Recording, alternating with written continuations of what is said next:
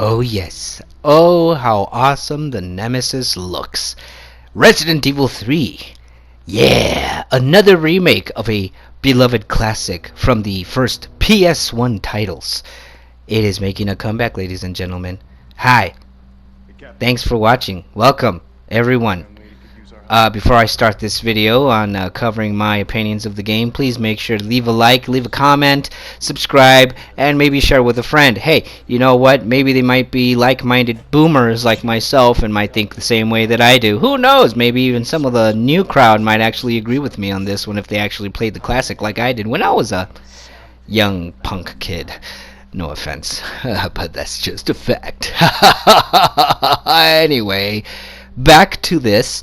Yes, I played it. I played the demo, and I gotta tell you, I enjoyed it. It was pretty good. The game is basically a whole cutscene. It's a whole cinema scene. The graphics are amazing. The accuracy of the faces, the expressions, the skin tones, the roughness, the cuts, the bruises, the blood, everything looks awesome. Of course, when you play the demo, it's not going to start you off in the very beginning like you would expect it to be. Jill, waking up to that, newscast of an emergency broadcast and stuff. Like, if you did play the original Nemesis game like I did back in 98, 99, it doesn't start you off there. It starts you off, like, way later in the game. You've already run into Nemesis. Hey, you know what? I know a lot of you are gonna be all like, "What the hell, dude?" But I had a crush on Jill Valentine. I mean, forget Claire Redfield. Claire Redfield was me. I had a huge crush on Jill Valentine, and I played the whole game right through it. It took me a while. Okay, it took me a while. But I remember a lot of detail of the game. I remember a lot of the characters. They redesigned a lot of the characters. They redesigned not only the way they look, but also their personalities, which is also something that I've noticed. A lot of other game commentators or critics on the very YouTube that you're watching right now, they've said that they've restructured Jill Valentine's character. And by restructured her, I'm saying for them, they've made her not a badass, they've made her an annoying asshole. They've made her into this feminist, I know I'm the badass, men suck ass, kind of like a Ruby Rose kind of thing. And quite frankly, I'm seeing a very feminazi undertone here, or overtone, if you might want to call it that, and maybe I'm just not using it right. But I do notice that there's kind of like a feminist overtone with Jill, the way that they've restructured her characteristics. Actually, they did, according to what I've been listening to on some of their dialogue. Jill, Capcom, as well as every other new Resident Evil fan out there, Jill was not exactly the way that she's being portrayed in this one. Jill Valentine was a badass, and she's been a badass since the very first Resident Evil game. She was never an annoying feminist, okay? She took control, but she didn't Mila Jovovich men out of their role as well. If you don't know what I mean by that, you might want to check out the Resident Evil movies, where, quite frankly, Alice is a stupid character. I'm going out of topic here. I'll talk about that some other day. But they've restructured their characteristics, they've restructured their personalities, and they've also restructured their look. Like I said, I had a huge crush on Jill when she came out. I loved that little blue top that she had, and that short skirt short thing. I don't know what they're called. I don't know what they're referred to. I know a lot of people are going to say, was like, well, you see, you're not going to be dressing like a supermodel in the middle of a zombie apocalypse. You, sir, are just a thirsty, horny bastard. No, yes, maybe. Okay, yeah, okay, I was totally into that look when, back in 98, 99. But, that still doesn't change the fact that when Jill ventured into the streets of Raccoon City, that she was dressed that way. She didn't know about the zombie apocalypse until much later in the game when she was already caught in the middle of the zombie apocalypse. So she didn't really have time to be using tactical gear and tactical pants, and well, they're not tactical pants, they're like cargo pants, but you know what I mean. But this is where I'm getting at. Stop being so politically correct, people. Okay, it's got nothing to do with that. Just look at okay, so Leon Kennedy shouldn't been dressed already as a cop before he showed up in Raccoon City. Before he showed up, he shouldn't have been already. He shouldn't have been wearing his Raccoon City Police Department uniform then. Because that would make sense, right? Because you don't already wear your uniform in the middle of a zombie apocalypse.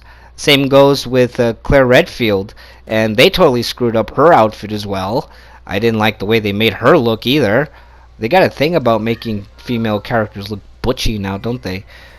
Thank you very much, Sarkeesian. Fuck you. But yeah, I might actually have to end up pre-ordering this game before it comes out. I still have time to pre-order it, so that way I can get the extra skins, because you get to see her in her classic original outfit. Not that it would really make much difference. She already looks like fucking Ruby Rose. But that's about one of the things I have a problem with.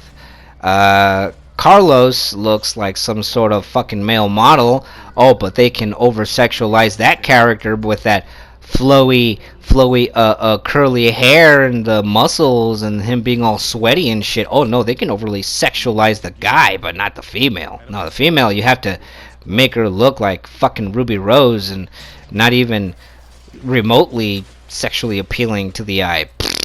And fuck you. Let's see what else. I like the way that they made the other characters, and the way that they completely redid Nemesis. He looks awesome. He looks hardcore. He looks badass. They over accentuated his facial features, the teeth, the scar on his left side of his face.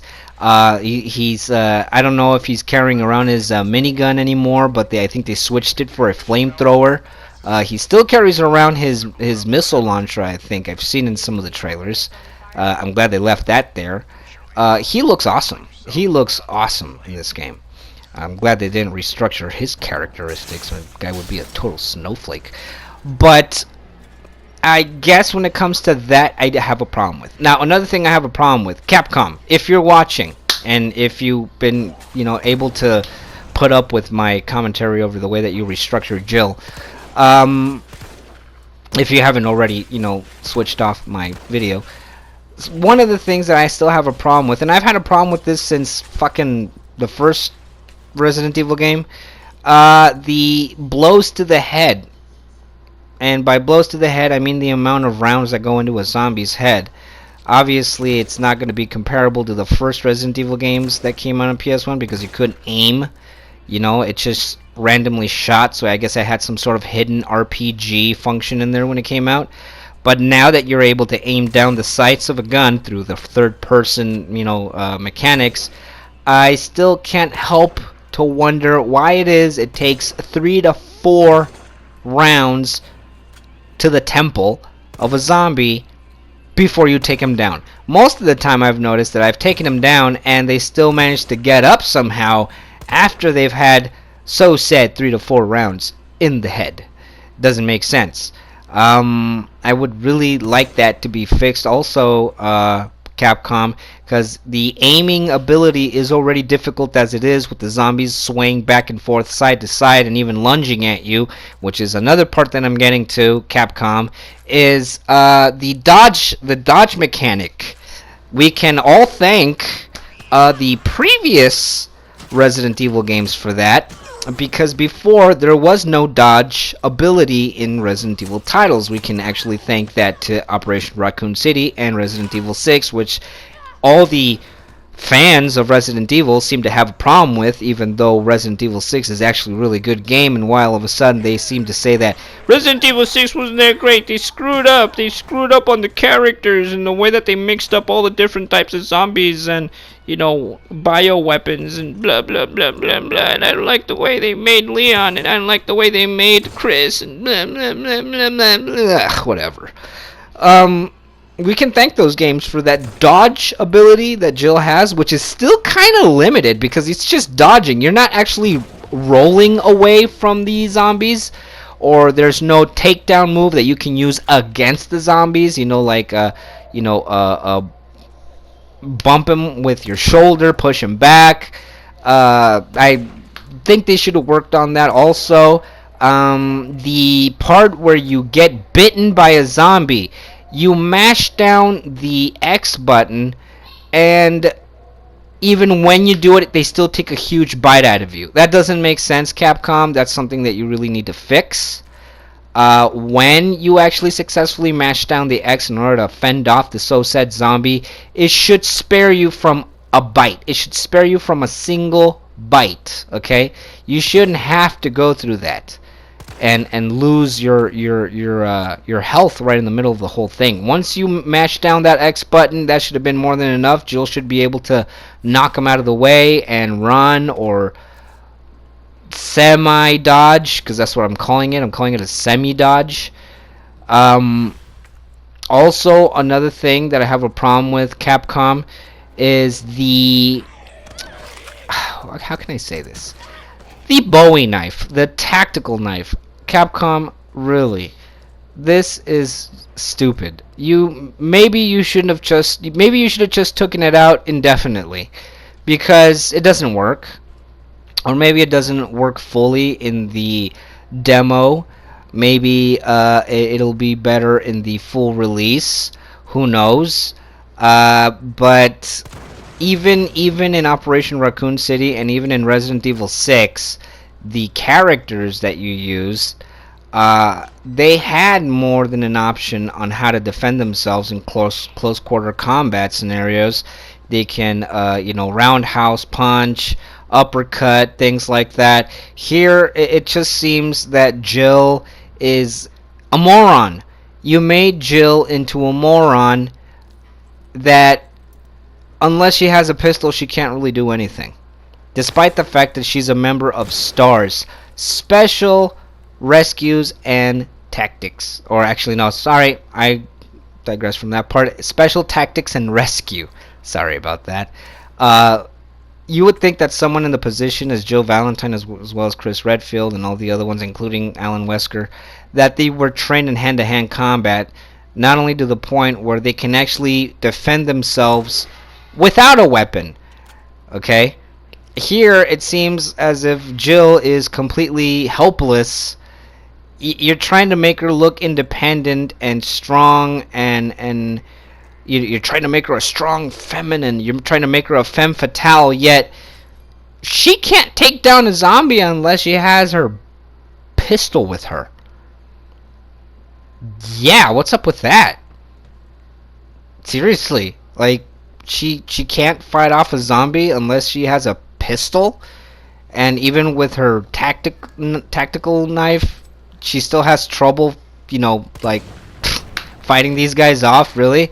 What if she drops the knife? Can she roundhouse them? Can she uppercut them? Can she do any kind of physical moves on them? No, you made her a completely weak character. So anybody who falls for the whole Jill Valentine being this strong female character, you're stupid. You're stupid. You're not reading between the lines here. She can't do shit unless she has that pistol with her, and that knife is completely useless. Okay? It's completely useless. And I already used it, and I've already tried using it. She only semi-dodges. She doesn't full dodge. When she runs, she's not running. She's not even sprinting, for that matter. Okay? Even in that, they've managed to fuck up. Okay? Because that's not running. That's like half-ass sprinting. That's half-ass sprinting. I thought it was kind of stupid, to be honest. I thought it was stupid. Half-ass sprinting. That's what it was. You're in the middle of a zombie apocalypse, and the best you can come up with is a half-ass version of a sprint. Shouldn't you be able to run? Also, why can't she crouch? The whole point here is also to avoid getting detected or spotted by a zombie. The best you could do is actually give her the ability to crouch. And you didn't give her that. You didn't give her that at all. Sucks. Okay, sucks. But those are my complaints. Yes, there's a lot of them. And I'm sure that a lot of you are probably going to either agree or disagree. But hey, you know what? It's a free country. So, what are the things that I liked about the game? Well, number one, I do like the amount of detail that went into it. The lighting effect, the character design, like the way that the clothes look, the skin, the blood, like I said before. That's all awesome. That's all awesome. I can't wait to play the full version of the game and maybe give you some updates on, what I think of it. Well,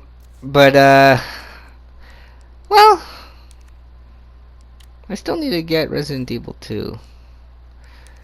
But especially with this whole COVID thing going around, we're not really covered to cover video games. You know what I mean? So, what do you think about the game? Do you think they screwed up on it? Do you think they actually left it to its original version? And if you do think, what the hell is wrong with you? Go play the original version, you a-hole poser. But if you think they screwed up, let me know how it is that you feel they screwed up. Do you like the game? What are the things that you liked about the game? And make sure you leave that comment down below. So before I sign off, the beta is no longer open for the Resistance, which is the multiplayer version of that. So I was going to make a commentary on that one, but by the time I was actually able to play it, the servers were already closed or discontinued, or I don't know what. Didn't really give a lot of time for people to enjoy it. Already, I know that I wasn't going to like it anyways, because it's giving you that whole, that one game. What was that game called, guys? That one game where it's 4 hunters and one person randomly gets chosen to be the monster, and it's a 4 versus 1 thing. You saw how that game really didn't last that long, right? I forgot the name of it, but I don't know. If you know which game it is, make sure you leave it down in the comments below. But basically, it's that game. I'm not gonna play it. Even when I get the full game, I'm not gonna play it because I don't want to be I don't want to be the bad guy that tries to put everybody in the middle of a mess of fending themselves off against bioweapons and zombies. I just don't want to be that. I want to be part of the survivors, part of the La Resistance against the bioweapons of Resident Evil. So, yeah, I mean, like I said, make sure to leave a like, subscribe, share with a friend, and leave a comment down below about what it is that you think that the game looks good in or not good in. And, hey, you know what? Classics are making a comeback. Maybe even some of the new blood can appreciate the boomers a little bit more also, since they seem to be appreciating our titles that we grew up with. But, So, that was my video. I hope you enjoyed it, and stay tuned for the next one.